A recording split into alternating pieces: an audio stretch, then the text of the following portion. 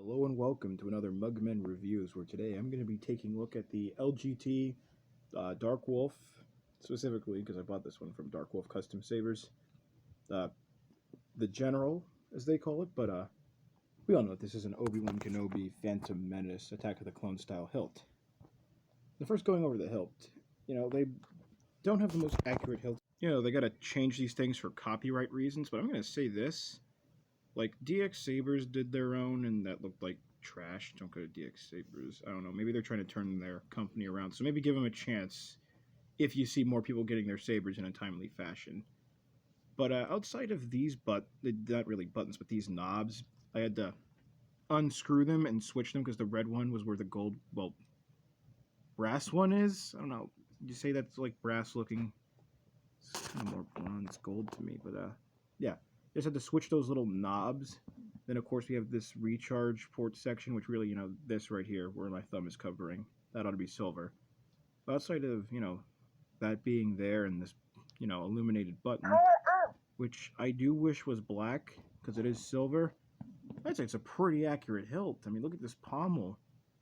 And this cover tech wheel.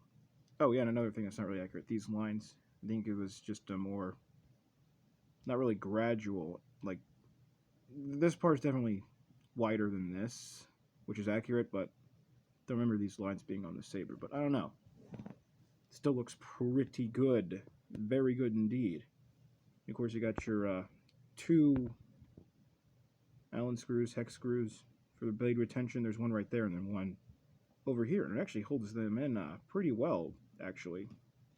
I don't really feel this thing wobble, like, at all, which is more than I can say from my Coyote Mundi saber over there. So comparing the slightly modified Coyote Mundi Ayla Secura lightsaber to the Kenobi here, my two favorite lightsabers at the moment, because one's getting installed, this one doesn't work, and I haven't finished that conversion. That's now mine. So all my lightsabers I have that are currently working are prequel lightsabers, and this non-working one. I don't know, does this count as a Star Wars prequel? Because it's, the Old Republic. They're using the same electronics, but for some reason this button, like, people who've owned LGTs, they know how it feels, like, not really flimsy, but like very easy to press and not really firm. But this button is a little bit more firm. And of course, it doesn't go in as far as this one. I like this button actually way better. It's like the button I would have had for my Ultra Sabers lightsaber had I installed it myself. But I didn't. And maybe I should have put that button in that box and sent it to that guy who's installing that for me. So that would have been a better button. Damn it! Oh, believe me, I won't spoil who that is. I will sing his praises once that saber gets here. Believe me, there'll be a full video on it. Now, both of these sabers are moderately charged. As you can see, they're about as bright as each other. I've actually managed to get the same blue by the looks of it. Of course, like all LGT sabers, it's not a one-colored 9 smooth swing font saber. It's an infinite color changing 9 font smooth swing eco saber. Though this saber was $295, which is, it's a very nice hilt, a mostly accurate hilt, nice and chrome. It's a fingerprint magnet, as you can see. Great design, but there's also the stock electronics here, which are really good electronics for a budget. I mean, I could have paid $200 for an empty Saber Forge hilt and bought some LGT electronics, but that Saber Forge hilt is slightly less accurate because, like, the emitter of the saber is a little weird. Also, I noticed there's supposed to be a line going around here, but it's not there. And the neck is longer on the Saber Forge. But $200 for that. If I wanted to get some stuff from them, like electronics, for it to be a stunt, that would be another $100. So for the same price I paid for this, I could have had a stunt saber from Saber Forge. Oh, and I would have to pay shipping. This was free shipping. But it wasn't just the saber, no. Got a Allen key, and that's a piece of the blade plug. Allen wrenches, spare screws, and of course directions, as usual. This better Allen wrench, which is really cool, and I can do this from a distance, and it's not as much of a pain in the ass. A blade plug, which I have modified by finding a new screw, so it's a bit more low-key, and doesn't have that big bit that, sticks out. And a belt clip, which I thought would clip onto my belt like my Disney store one, but no, I'm supposed to thread this through my belt. which is okay, but also suppose I have a really thick belt. Oh, and this is metal, too. And this was an additional $10, so I paid $305. Oh yeah, and came with a metal case with a combination lock that of course has foam inside so you can fit the saber in there. So whenever you're traveling, you can just shove all this stuff in a metal box. And if you're wondering why is this Iron Man poster so low, well, this was before my brother was really big into Iron Man. I was 8 and I put this up myself. Had to redo the tape. And I've always been more of a Spider-Man fan, so, you know, I have this poster. Originally, I went with the 32-inch blade, but that seemed actually a little short, so I just put in my stock 37-inch blade. Now here it is with the blade plug installed, and, watch your eyes. Always loved how, like, these, like, jet engine razor blade style blade plugs looked, but this thing is still, ow, very bright despite the blade plug. Although, and this thing does not actually come out of this, you know, belt clip so easily because it's at an angle, as you can see. Like, you put it in there and slide it down there. Then it has this little hook for, like, lightsabers that have a D-ring, which none of my sabers have at the moment, but that might change. Though this is not really fitting my Ultra Saber's Grandmaster, it's in there very tightly. Actually, good lord, that's extremely tight. I'd be scratching this up a little bit, damn. I'm pretty sure this is like the standard size from like your custom saber shops and all that. Hey, actually, give me a second to test that. Yeah, this is the CoverTech wheel I got from the custom saber shop for this TXQ lightsaber, and it fits in there about the same. Not all the way in. Weird. Then again, I remember these being a little hard on my Disney parks CoverTech wheel holder as well. Weird. I guess it's just different sizes. Seriously, that is tight as well. Obviously, I got the shorter blade end because I don't want to wreck anything around my room, but this saber... What sound font do I have this on? Cal Kestis? Huh, yeah, it's funny. I don't want to wreck things in my room, and yet my bed is right here. I can hardly swing this around unless I were to go at an angle there. I mean, I'm holding it up here at like the choke point. Feels good right there. Feels even better when you hold it on the grip, but you know, I think Obi-Wan dueled with 2 hands. But it's, you know, very easy to swing around. Very comfortable saber. I mean, it's thicker than my other, well, most of my other sabers. It's definitely thicker than the, you know, Mundi saber here. And I think it is slightly thicker than my Aeon. But not quite as thick as this, which this one is okay to hold, but, you know, a little uncomfortable. And once I convert that Darth Vader lightsaber, I'm sure that'll be the most uncomfortable one. But this actually feels quite nice. Now here comes the fun part. Since I have this saber now, I gotta go duel my brother. Yeah, with this Darth Maul sabers. It'll be fun, I swear. Maybe I'll even record it.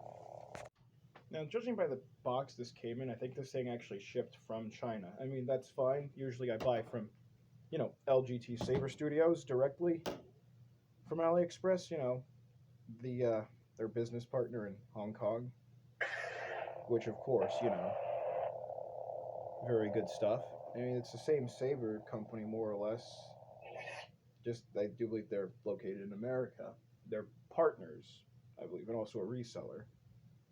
But first time buying from them, communication was great, and I bought this on Friday or Saturday of last week, and it came yesterday. Today is the 17th when I'm recording this. This came the 16th. So 1 week. I mean, I was expecting this thing to come Monday, but 1 week, and it's here. And this is a saber I have wanted for a long time. To the point where I even got like a cheap kids toy version, but I still love this one, even if it is a little broken. I suppose I would compare and contrast the two, but it's like comparing apples to oranges.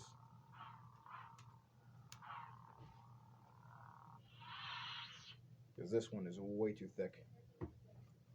Which, kind of thought the DX Sabers was going to look more like this, judging by the art they used, but no, it did not.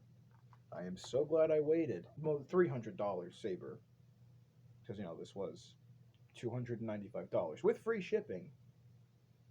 But for a $300 sabers, I would have to recommend. As I said, for that price, I would be buying a stunt saber from Saber Forge that would be less accurate. And then here I am with this, more accurate, especially once I switch these knobs here. And it's a sound saber with a lot of effects, infinite color changing. Should be doing, oh, there we go. It is slow though. I think they're retooling this board actually so that this is faster, and I think maybe more like how it is on a Saber Forge saber. But hopefully it'll be easier to use than the Count, all things considered, because with that button down there, oh god, it was a mess. That and 9 sound font board and all that good stuff. I would have to highly recommend this saber. And here's something you didn't know you wanted until you saw it. The Phantom Menace Obi-Wan Saber in red. Seriously, Maul should have showed back up with like his usual lightsaber, right? But on the other side, just let me grab this for shits and giggles. The Kenobi saber, but blood. Tell me how cool that would have been. Tell me that isn't cool. I want you to try to tell me that. I mean, it fell down the shaft with him. He could have found it somewhere. So, it's an LGT saber, more or less. Same, different recharge port, though. Usually they're round. I guess they're changing that. But, boast infinite color changing, 9 sound fonts, audio. I have the high ground! Which is just great right now. Hello there. Because, it's Kenobi's saber. It just puts a smile on my face. That also means the same one drawback. I mean, this one, sometimes the smooth swing gets a little glitchy on some of my other ones, especially the Coyote Mundi one. Sometimes I'll just be holding that there and it's like, yeah, like that, except I'm holding it still, not moving it on purpose. Also mean the one problem that I actually have with these sabers is still present. And you're probably thinking, Mugman, beautiful craftsmanship, pretty good electronics, especially for the price. What's the one problem? You ought to know damn well watching these reviews. 1, 2, 3. And then you have to cycle through all these songs, all this copyrighted music, just to get it to stop.